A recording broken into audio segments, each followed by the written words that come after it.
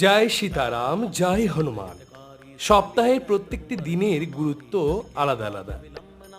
দেবাদিদেব মহাদেবের একাদশতম রুদ্র অবতার হনুমানজিকে সপ্তাহে প্রত্যেকটি দিনই পূজা করা হয়ে থাকে। সপ্তাহের ভিন্ন ভিন্ন দিনে ভিন্ন ভিন্ন উপকারিতা পাওয়ার জন্য হনুমানজির পূজা করা হয়ে থাকে, হনুমানজির মন্ত্র জপ করা হয়ে থাকে। তেমনি শুক্রবার দিন হনুমানজির মন্ত্র জপ এবং শ্রবণ করলে প্রত্যেক জাতক জাতিকার শুক্র গ্রহ শক্তিশালী হয়ে যায়।